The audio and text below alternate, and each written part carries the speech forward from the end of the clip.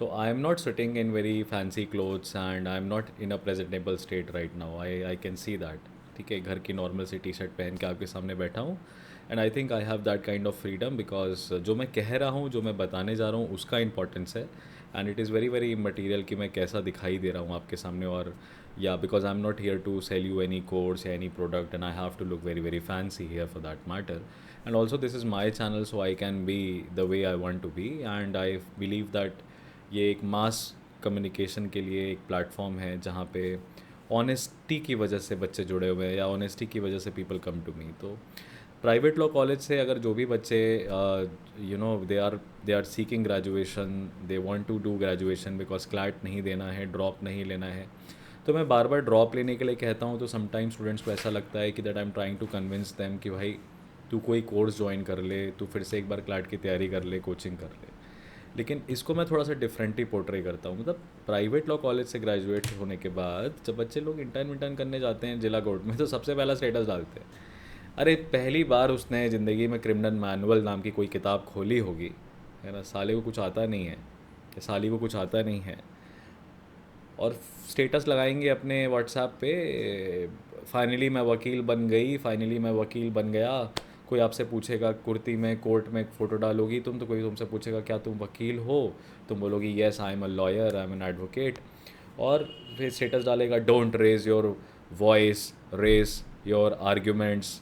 ठीक है, if you can't convince them, confuse them, a lawyer with a bag of money can steal more than dacoits with guns and दुनिया भर की बकचोदी वाली बातें। कोर्ट में एक सामने खड़ा करके चार बातें बोलने को आप बोल दीजिएगा कि यार आर्ग्यू कर दो एक प्रेजेंट मैटर को, तो हक देंगे ये सारे के सारे। 2 मिनट किसी मैटर को कोर्ट के सामने प्रेजेंट नहीं कर सकते, और ऐसा एक बार नहीं, ऐसा मैंने अपने इंटर्नशिप के एक्सपीरियंसेस में बहुत बार देखा है कि सीनियर ग्रेजुएशन हो गया है उन लोग का, दे आर सीनियर्स, और कोर्ट के सामने गए एडजमेंट नोटिस लेने के लिए। कोर्ट ने कहा कि kindly tell me the facts of the matter mister counsel, please argue the matter. एक ज़ुबान, एक शब्द, एक चीज़ बोल नहीं पाए। पूरे 5 साल की जर्नी में एक मूट कोर्ट नहीं किया। मूट कोर्ट किया छोड़ो, जीते भी नहीं। मतलब मूट कोर्ट तो पार्टिसिपेशन तो बहुत है, कहीं भाई एक तो जीतो, एक आध तो जीतो, कहीं तो जीतो, घर में जीतो, बाहर जीतो। और ऐसे लोगों को आप देख के परसेप्शन बना लेते हैं कि ये प्राइवेट से करने के बाद अच्छा कर रहा है। देखो, कोई कोई भी वकील तुम्हें अपना मंथली सैलरी नहीं बताता, फॉर ऑब्वियस रीजंस वो नहीं बता सकता क्योंकि उसकी सैलरी फिक्स नहीं होती है। लेकिन फिर भी एक एवरेज डिसेंट अमाउंट बताया जा सकता है कि जिला कोर्ट की वकालत से आप औसतम एवरेज कितना कमा सकते हो। तो इसमें जिला कोर्ट की वकालत करनी है या हाई कोर्ट की वकालत करनी है, ट्रस्ट में इसमें नेशनल यूनिवर्सिटी का कोई खेल नहीं है, कोई रोल नहीं है।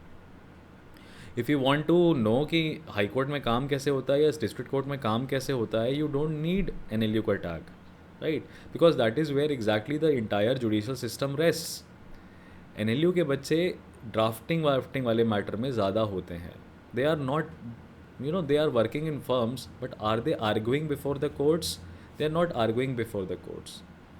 एक जिला कोर्ट के वकील को ज़्यादा सेल्फ कॉन्फिडेंस होता है एक एन ग्रेजुएट जो कि 5 साल किसी फर्म में काम कर सकता है, because an graduates are good readers, बहुत तेज़ पढ़ते हैं वो। They have read an number of documents, they have read an number of agreements, they read a lot, diversified experience उनका विथ रेस्पेक्ट टू रीडिंग होता है।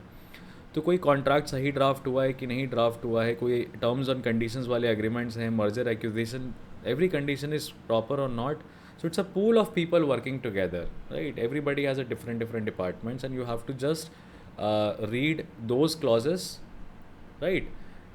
And make a perfect material out of it. But if you are practicing in the district court and the high court, there is no pool, there are no resources, you are the sole fighter.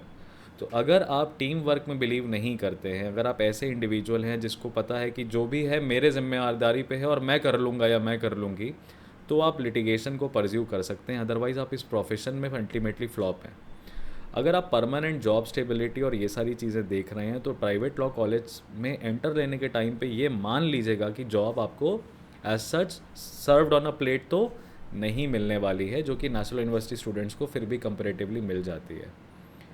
उसके बाद आपको जब इस profession को choose करना है या आपने चूज़ किया है इस प्रोफेशन को, तो मैं आपको बता रहा हूँ कि 2 चीज़ें बहुत इंपॉर्टेंट है।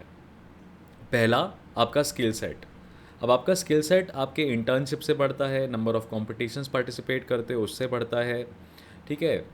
चार नए लोगों से बात करते हो, सीनियर जूनियर टीचर्स, तुम्हारी नेटवर्किंग कैसी है उससे तुम्हारा एक्सपीरियंस बढ़ता है, and all of that. Experience and skill ये एक पार्ट है, बट ये इकलौता पार्ट ऐसा है जो आपके एक्सपोजर से बढ़ेगा।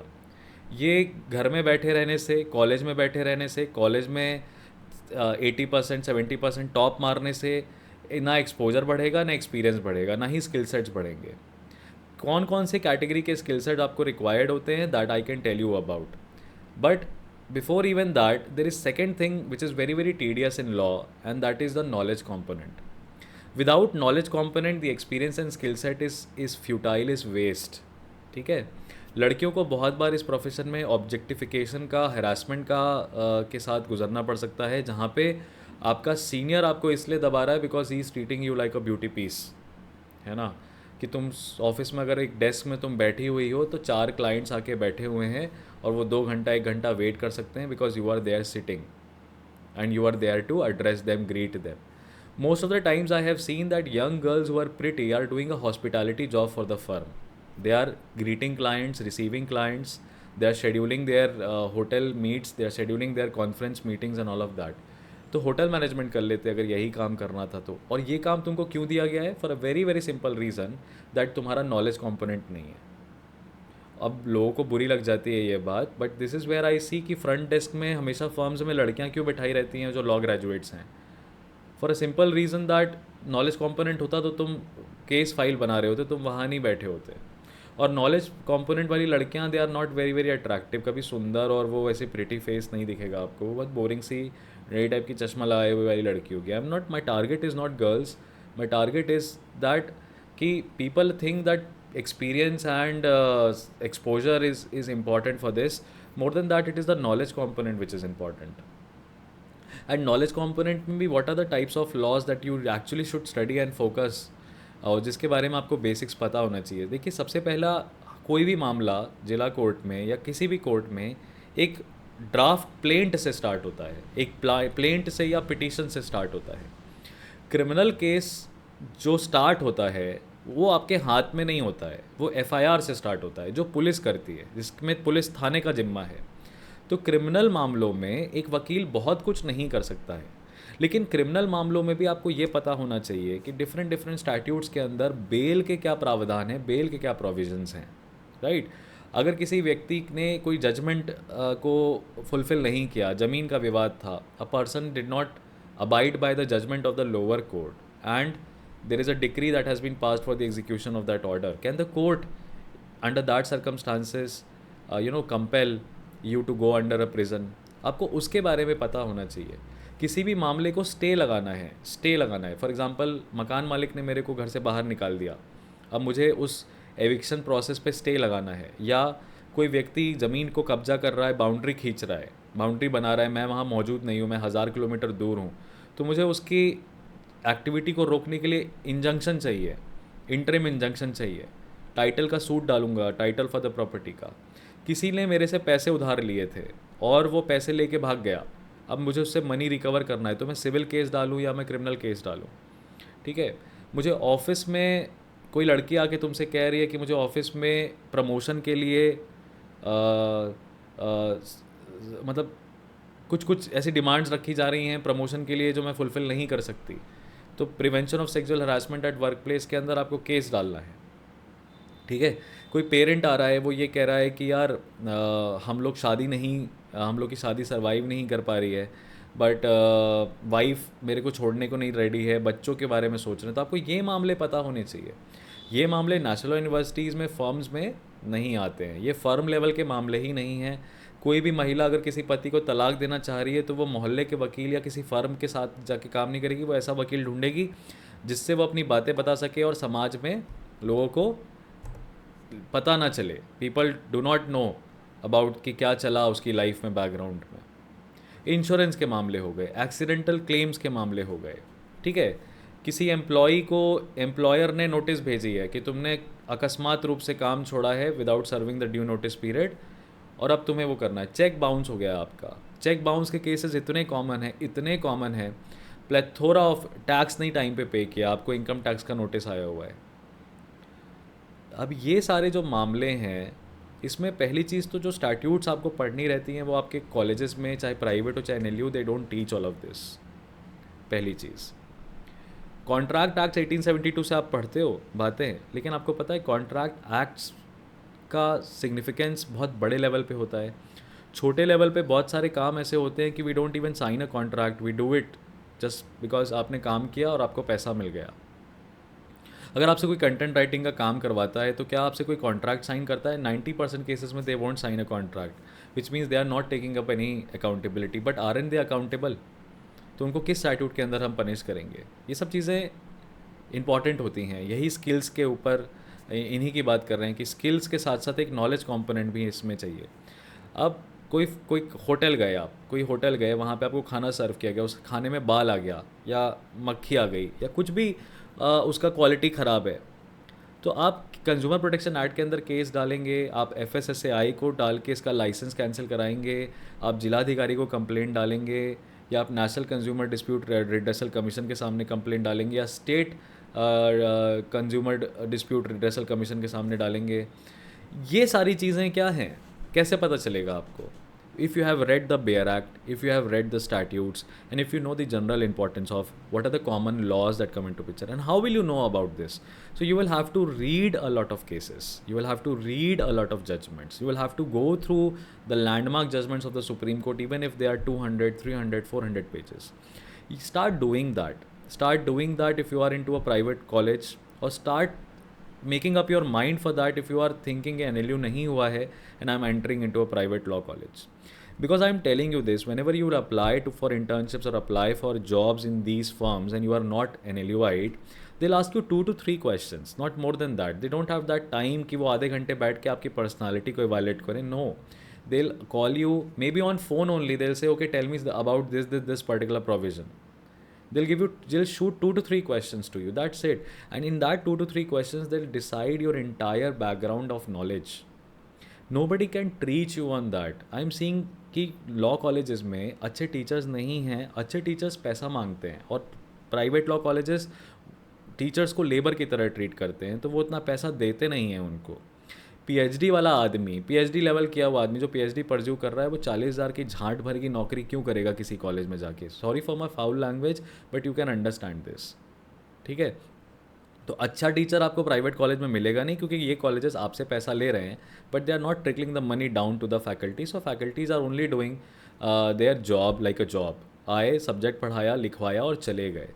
मोस्ट ऑफ द टाइम्स मैंने जितने भी प्राइवेट लॉ कॉलेजेस इनकाउंटर करे या स्टूडेंट्स को इनकाउंटर करा, उनका कॉलेज की तरह था ही नहीं. उनकी क्लासेस स्कूल की तरह चल रही हैं. People are writing down the notes as if कोई एग्ज़ाम देना हो और रट के लिखना हो, और एग्जामिनेशन में क्वेश्चंस भी पहले से आउट हो जा रहा है. तो क्या ही लेवल है उस एग्जामिनेशन का? आप कुछ भी, मैं लिटरली कुछ भी लिख के आया हूँ, मैंने बिना प्रिपरेशन के लिख के आया हूँ, and I have got almost 57-58 marks out of 80. मुझे पता था कि मैं 35 नंबर भी डिजर्व नहीं करता हूँ. My copy should be rechecked, but finally I am out of that loop and I have my degree and a post graduate degree as well. तो क्या ही आप एक्सपेक्ट करोगे ऐसे कॉलेज से या ऐसी जगहों से? और प्राइवेट कॉलेजेस की यही दशा है बेटा. तो तुम चाहे NLU जाओ, चाहे तुम प्राइवेट लॉ कॉलेज जाओ, चाहे तुम्हें आगे जुडिशरी करना हो, चाहे IAS बनना हो, एक चीज़ बहुत कॉमन है इसमें. Before skills and before exposure, it is your knowledge component. And until and unless you are not going to spend time with these boring books, trust me dear, it is very very difficult, it will be very very difficult to cover through this. For example, this is one simple book. You can see that it is written Contract and Specific Relief Act, and this is Avatar Singh. Look at the thickness of this book. Look at the thickness of this book, right? It's a pretty goddamn thick book. And the contract, this is all about contract and specific relief. And in the contract or specific relief, they are telling you, it starts with page number 1, where it tells you what agreement, contract and proposals are, and then it goes on to tell you all of this till page number, let me tell you, till page, what is the page number? The page number, the last page number where content is written is somewhere, it is 924. Page number 1 से लेके 924, 924 पन्ने का content से भरा ये किताब है. अब as a law student what you should do, you should, when you are in a college, you know that ये इंडियन कॉन्ट्रैक्ट में भी 4 महीने में मुझे कवर करनी है. तो मैं 924 पन्ने को ऑलमोस्ट अराउंड 240 डेज से डिवाइड कर दूं, और मैं बस इतना कोशिश करूं कि चलो ठीक है, सेक्शन 1 to 275 में जनरल प्रिंसिपल्स दिए हुए हैं और पार्ट्स हैं कई सारे। तो first I try to read the part 1। इसमें भी मैं स्टार्टिंग के 8 सेक्शंस पहले कर लूँ, पर सतत पढ़िए 8 सेक्शंस को। 8 सेक्शंस को आपने बेराग से पढ़ा, उसके बाद आपने बुक रीडिंग करी कि हाँ सेक्शन नंबर 8 तक मुझे क्लियर है कि व्हाट इट इज़ गिवन। उसके बाद come to the second part of it, जहाँ पे आपको फ्री कंसेंट, अनड्यू इन्फ्लुएंस, ये सब बताया। आफ्टर दैट जब आपको फ्री कंसेंट का कोअर्जन, मिस्टेक, इन सब के बारे में पता चल गया, तब फिर आप पढ़िए कि अच्छा अनलॉफुल एग्रीमेंट्स क्या होते हैं, what are unlawful agreements, unlawful agreements क्या होते हैं, और वॉइड कॉन्ट्रैक्ट्स क्या होते हैं। Unlawful agreements and void contracts, उनमें एक्सेप्शंस क्या है। उसके बाद आप पढ़िए कि अच्छा कंसिडरेशन के क्या क्या पॉइंट्स होते हैं और ऑब्जेक्ट क्या होता है। फिर ट्राई टू गूगल कि कोई ऐसा कॉन्ट्रैक्ट आपके सामने आ जाए जहाँ पे कोई भी पर्टिकुलर ऑब्जेक्ट के सेल या परचेज़ की बात हो रही है। फिर ट्राई टू फाइंड आउट कि क्या जो हमारे को सेल की पर्ची रसीद मिलती है कि आइटम हमने ख़रीदा, ये हमने बेचा, क्या वो एक वैलिड कॉन्ट्रैक्ट का प्रूफ होता है। फिर डैमेजेस क्या है, लाइबिलिटी क्या है। Without knowing all of this, how can you be a good advocate? How can you have sound knowledge? And this is not boring. Contract, constitution, IPC, this is not boring. It is interesting. But what you try to do is you try to cover the bulk of the portion, and you don't have the patience to sit and read. You will not be able to perform in this particular career. And secondly, देखो इस career में पैसे का कोई बार नहीं है। पैसा exponentially as के साथ बढ़ता है, एक्सपीरियंस के साथ बढ़ता है, बट उस एक्सपीरियंस का, उस एक्सपोजर का कोई मतलब नहीं रहेगा अगर तुम तुम्हारे नॉलेज कंपोनेंट पे काम नहीं कर रहे। वही दकियानूसी 2 कौड़ी के छटे हुए वकील की तरह तुम किसी को ठग रहे होगे, किसी को लूट रहे होगे, उससे 1000 रुपये ले रहे होगे, उसका 1000 रुपये दे के 500 रुपये किसी को दे रहे होगे कि भाई तू इसका मैटर रिप्रेजेंट कर दे। पार्टी से लिए 20,000 रुपये और खुद की जेब में रखे 15,000 रुपये, और 5,000 रुपये किसी को दे दिया कि तू यार एक ड्राफ्ट बना के दे दे मेरे को। जिला कोर्ट और हाई कोर्ट में मैंने बहुत कम ऐसे वकील देखे हैं जो खुद से अपना एप्लीकेशन ड्राफ्ट करते हों। लैपटॉप चलाने नहीं आता है उन लोगों को, वो किसी को पैसे दे के ड्राफ्ट बनवा लिए और प्रोफार्मा तैयार है। जिला कोर्ट में जाइए, एक वकील आपको दिखाई देगा, पूरी टेबल लगी हुई है, एक वकील कंप्यूटर लेके बैठा हुआ है, वो खुद LLB का डिग्री लिया हुआ है, वो प्रैक्टिस नहीं करता, उसको लैपटॉप चलाने आता है, और हर वकील उसको 50-100 रुपये दे के जा रहा है, ड्राफ्ट करके जा रहा है। वो दिन का 3,000-4,000 रुपये कमा लेता है। पता है आपको ये बात? लैपटॉप पे बटनें चला चला के सुबह 9:30 बजे आ जाता है, 4:30 बजे वो चला जाता है। टाइपिस्ट, जिसको आप टाइपिस्ट कहते हैं। पर कितना अच्छा हो कि अगर आप खुद ही से ड्राफ्ट कर पाएँ हिंदी इंग्लिश में लैपटॉप में, तो आपकी टाइपिंग स्पीड होनी चाहिए। आपको माइक्रोसॉफ्ट वर्ड के साथ काम करने आना चाहिए। प्रिंटर में दोनों साइड कैसे प्रिंट करना है, इतनी छोटी सी बात पे फर्म में जज कर लिया जाता है। इतनी छोटी सी बात में आपको ऑफिस में जज कर लिया जाएगा कि आपको प्रिंटर के पेज के दोनों तरफ प्रिंट करने नहीं आता है।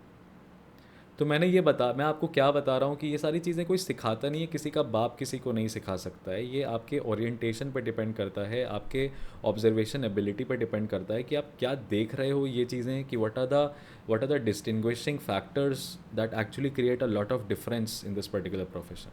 For a person like me, मेरी बात करिए तो yes, I can absolutely handle all sorts of cases. I can go to a court, I can go to a court, I can represent any matter, I'll research about that matter and I'll present that matter and I'll win that case. It is as simple as that. Because हम लोग कहते ना, वो मिट्टी में रह के, ज़मीन में रह के सीखे ले, देखे ले, तब जाके बढ़े ले, वो वाला हिसाब है। कोई सिखाया नहीं, देखा, जल्दी ऑब्ज़र्व किया, जल्दी लर्न किया, चीज़ों को ग्रास्प किया, और कभी भी पढ़ाई को बोझ की तरह नहीं ट्रीट किया। ज़रूरी नहीं है कि आपका कोई कॉम्पिटिटिव एग्जामिनेशन निकले और आपके माथे पे कोई मोहर मारे कि आप ज्ञानी हो, क्योंकि आपने एक एग्ज़ाम निकाला तभी आप ज्ञानी हो। आपका बैंक बैलेंस जो कि आपकी काबिलियत और आपके नॉलेज के बेसिस पे आ रहा है, that is a valid certificate to tell you that you are knowledgeable और नॉट। ठीक है, कोई बच्चा नहीं कह सकता कि चूतिया बनाया, कोई कोचिंग नहीं कह सकती कि चूतिया बनाया, कोई मेरा सीनियर नहीं कह सकता कि चूतिया बनाया, कोई मेरा दोस्त नहीं कह सकता कि चूतिया बनाया। रैंडम कॉल करके 500 रुपये पेटीएम किसी ने अपनी एडवाइस के लिए किया, तो वो भी नहीं कह सकता कि इसने गलत एडवाइस दी। मेरे एडवाइस लेने के बाद आप कहीं भी जाके एडवाइस करेंगे, वकीलों से बात करेंगे, वो आपको सेम एडवाइस देंगे। And it is because I read a lot and that is what you should also do. ठीक है, that is what you should also do. Random moot problems उठा के गूगल करके मैं उनको I try to figure out कि इनको solve कैसे करा जाए। I am not saying that these are the things that is a sure short way to enter into a decent place, but at least you will be satisfied that you know a lot. So please पढ़ने से मत भागिए, किताबों के साथ समय बिताइए, अपने subjects की standard books को परचेज़ करिए। सब कुछ कॉलेज प्रोवाइड करेगा, सब कुछ टीचर प्रोवाइड करेगा, इस कॉन्सेप्ट से बाहर आइए, सेल्फ ट्रेन करिए खुद को, सेल्फ टीच करिए खुद को। और नहीं समझ में आ रहा है तो मेरे जैसे इंसान के साथ जुड़िए और मुझे कंपेल करिए कि मैं आपके लिए कंटेंट यहाँ पे लेके आऊँ। I try to tell you things here by like this. कुछ नहीं करना है, बहुत सिंपल तरीका है। हमारे सेशंस में आप बस किताब लेके बैठिए, एक स्टैंडर्ड किताब है अवतार सिंह की। हम लोग यहाँ पे ज्ञान नहीं देंगे आपको। I am not here to teach you, I am not here to make you read and learn, but मेरे सामने किताब लेके बैठिए एंड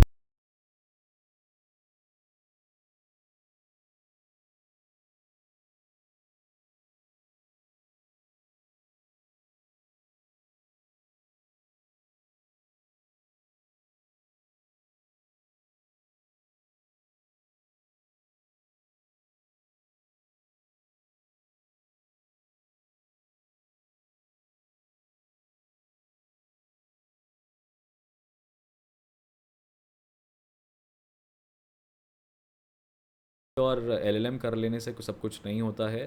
बहुत ही चूतिया टाइप के लोग मैंने देखे हैं जो पीएचडी जिनकी हो चुकी है, they can't even speak properly at they are my professor, but so there because they don't have skills, या उनको मेरे से कोई मिला नहीं बताने वाला उनको, ठीक है। टाइप नहीं कर पाते हैं एमएस वर्ड। अब दुनिया भर का 4 बातें रीड करके पीपीटी बना के ज्ञान देना कितना आसान काम है, वेरी इजी।